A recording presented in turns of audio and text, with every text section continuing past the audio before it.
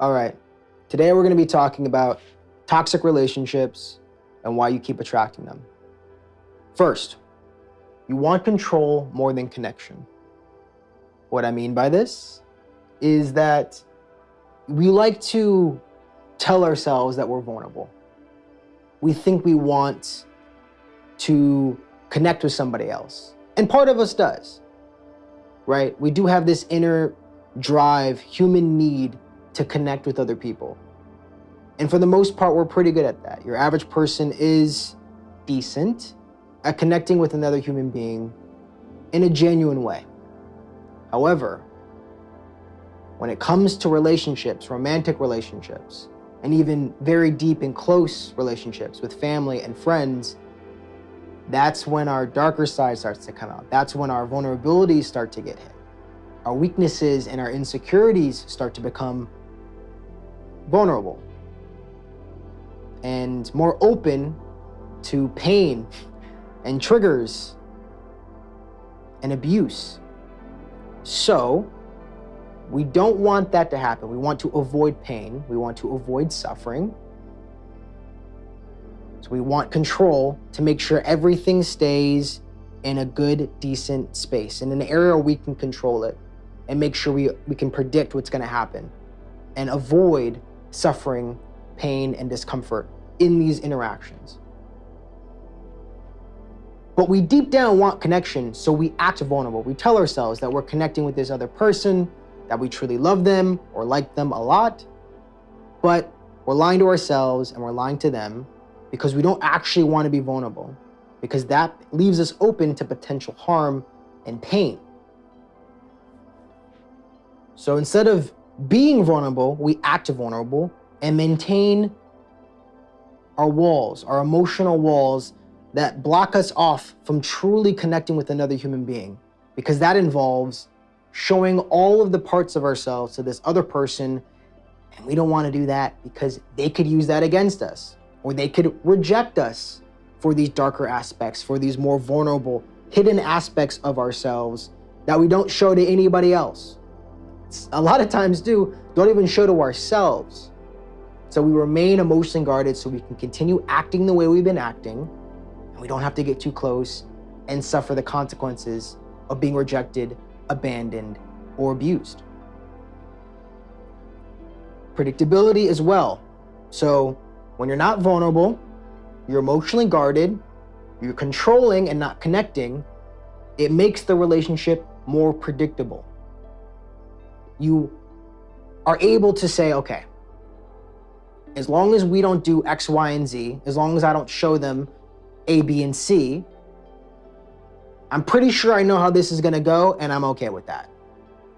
But if I expose a certain part of myself, we don't know what's gonna happen. It could be some dark shit that comes out. And if I get rejected for that, that's gonna be way more painful than being rejected for this act that I'm putting on. This character that I've created for this person, if they reject that, less painful than them actually rejecting me, the real version of myself. So we attract people that are incompatible with us. To avoid vulnerability, maintain our emotional guards, essentially vibrating or resonating, these people resonate with this character, this fake version of ourselves, the persona, so we can create a predictable, safe relationship. And one of my favorite quotes in regards to relationships, because there's a lot of awesome quotes from Carl Jung, is, "Where love rules, there is no will to power." When we are in a genuine relationship full of vulnerability, openness, and surrender, when we learn how to surrender, because if you want to connect with somebody deeply, you have to surrender, you have to let go, and you have to open up and allow them to influence you and allow yourself to influence them in a genuine way. That means giving up power and control and your independence, which is scary. We don't like to do that. And so instead of attracting a person that requires us to be vulnerable, requires us to be authentic. We attract partners, people into our lives that allow us to pretend, act, and be guarded, predictable, and not vulnerable at all, so we can maintain our sense of control and power. Point number 2, you attract your anxious attachment. I am sure this is not the first time you've heard this concept. Anxious attachment, based off of, I believe it's Bowlby, but I'm not too sure, I can't remember. Very popular, anxious attachment. You have the 3 different attachment styles, the major unhealthy attachment styles. You have the secure attachment, which is the 4th. You have disorganized, anxious, and avoidant. So one is called anxious, which just means that you're clingy, needy, more of the dependent and the codependent. Then you have avoidant, which is the opposite end, the more individualistic, a lot of times narcissistic, and taking aspect person in the relationship. And then disorganized is somebody who can't decide which one they want to be. Sometimes they're clingy, sometimes they're avoidant, sometimes they like to be hands-off or too hands-on. It's kind of this back and forth. And this is all dependent on your parents. I know, unfortunate that our parents are so important in our relationships. They're actually the most important. Whether they were around or not, the parents, the people that take care of us, but particularly even our biological parents, again, whether they're in your life or not, have a profound impact on the types of partners you attract. I attract, we all attract. Your parents are your partners are your parents. You attract the type of love you received from your caregivers and your parents. So what if my parent wasn't even around? Well, then you probably attract partners that aren't around too often. That for whatever reason, whether they're physically distant or absent or emotionally distant and absent, you find a way to just magically attract people who resonate and act in similar ways to your parents, giving you the same love you received back then. Now, why would we do this, right? Why would we put ourselves through this torture? Before we get into that, I want to go to this diagram to kind of illustrate this picture that I'm painting for you when it comes to attracting a partner. So here's this very odd looking human being that I drew. A little creepy, sorry about that. He's got a smile on, he's trying to look confident. He's got some poorly drawn muscles that I've provided him. And he has a broken heart. But externally, I'm strong and I'm confident. I'm sure of myself and very certain of what I want. I want a woman that's like this. Or if you're a woman too, I want a man or a woman, I want a partner that has X, Y, and Z. I know what I want. I'm certain of it. Oh, I just attracted this new person. It's going amazing. They're everything that I thought they would be. I wanted them to be. This is amazing. So much better than the last relationship that was toxic, but this one is different. You have this guy, but even though outwardly he's chilling, he's in a positive state, he feels confident in himself. Internally, inner child, wounded, sad, is missing certain types of love. Everyone has some form of love they didn't receive from their parent. No parents are perfect. So somebody might have gotten emotional support, but lacked material support, or vice versa. Or somebody had a very serious, stoic parent or upbringing, so they had to study and they had to focus, or somebody had parents that were too hands-off and didn't support them properly, so they never really felt like they could achieve or gain knowledge in the way that they were supported and validated for learning and growing as an individual. You get the point. Everyone's different. It's not, you don't have to go into the minutia, the infinite layers of how people are traumatized and lacking love in their childhood. All you need to know is there's an inner child. And even though up here, we think we want this. What we're attracting is usually what our inner child, the state of our inner child. So parents, partners, attracting. Why do we do this? Back to before, right? Why do we attract partners that are like our parents? That seems, especially if our parents were abusive or absent or unhealthy, unloving individuals, why would we do this to ourselves? Well, because they feel like home. When we come into the world and we are learning how to survive in this clusterfuck of a planet, and this foreign society and environment full of social dynamics and rules and regulations, we have no idea what's going on, we rely fully and solely on our parent. And so this is how we understand how to move through the world, is by looking and interacting with our parents. Feels like home. The first experience of planet Earth is our parents, and relationships and love and intimacy is through our parents. Connection, parents.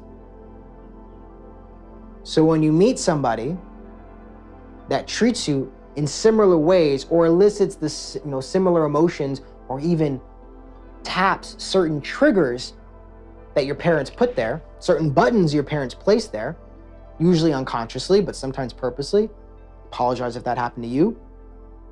You meet this person and you're like, wow, I love them. We just click. They feel comfortable. They feel like home. They feel predictable. I get them. They get me. We just get each other because we're able to tap in and touch the same wounds and toxic parts of ourselves, right? Separation trauma. And also, it's also like an unconscious do-over. You ever play a video game and you die, and so you want to play the level again? You want to do it again? It's kind of the same thing, just it's not the same thing. What I mean by that is that you can never get the love you didn't get as a child from somebody external. You have to give it to yourself. And we'll get into how you can do that.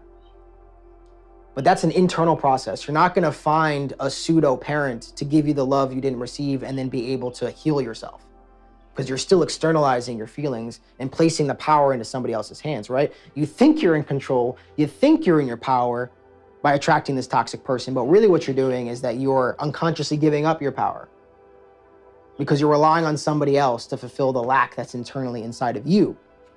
And that's why it feels toxic, because they're pushing the buttons. Now, a lot of times these are actually dangerous and toxic relationships. Well, maybe not a lot of times, but that happens, abuse. But sometimes relatively normal and benign relationships can feel toxic and even traumatic at times because they're touching on something that was traumatic and was toxic when you were younger, right? So it's our unconscious way of doing a do-over for our inner child that's wounded. Oh, well, if I attract this partner who acts like my parent and get their love, then it's almost like I got the love of that parent when I was a kid. I get a redo through this person. But all you're redoing is the toxicity. You're really never redoing and then achieving what you want from the person that is like your parent. Because if they weren't like your parent, they would probably give it to you. But since they are, they're gonna give you the exact same thing. Because it's not about them, it's about you. You get me? Finally, my apologies, I misspelled prefer, but you prefer blame over change. It's easier to blame somebody else for your discomfort, your pain, your suffering, than coming to terms with the fact that it is with you, that it's following you. Think of it like a horror film. You go to a haunted house and there's a demon in there. And it's like, hey, get out, leave now. It's a lot simpler of a movie. You're like, oh shit. House haunted, demon says, get out, peace. You leave, you move. In the movies, there was always some reason why you can't move, and like, taxes and like the housing market, 2008, a recession. But in real life, if we were real people, we're all leaving, we're dipping. What's more painful and harder to figure out, which horror films have kind of figured out, is when the demon or the negative entity spirit is attached to you. So it doesn't matter where you go, it doesn't matter who you're with, you're fucked. That's what we don't want to come to terms with when it comes to our wounds, our inner child. We don't want to come to terms with the fact that we have this magnet that is attracting these toxic relationships. We'd rather just say, oh, that was unlucky, or that was a bad draw, or that happened for some random reason, but I don't know. I'm not gonna learn my lesson from that situation. We're just gonna find a replacement, jump into something new, not waste any time, not think about why things didn't go the way they were supposed to, or why I ignored all the red flags because I had rose-colored glasses on. So yeah, like I said, toxic scapegoats. It's their fault. It's my ex's fault. He was toxic, she was toxic. She didn't understand me, he didn't get me. It's their fault. So I don't have to change, I'm fine. The demon's on them, it's not me. They got demons, I'm chill. So you're projecting your inner demons onto somebody else. You're projecting the qualities about yourself, the way you treat yourself, onto somebody else. You don't realize that you unconsciously treat yourself poorly, that you emotionally abuse yourself, that you may physically abuse yourself in ways you're not even aware of, like overeating, alcohol, vaping, smoking, poor sleep, overwork, stress, not doing certain things, being lazy. These are all forms, if you really think about it, these can be all seen as forms of physical abuse, because we're aware of the emotional abuse, we're aware of the inner critic.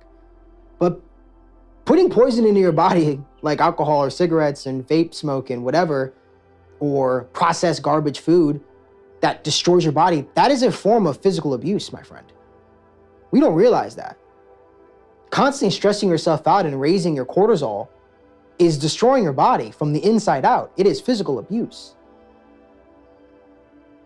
Any kind of a physical addiction where you are overindulging in something that is unhealthy for you is a form of physical abuse.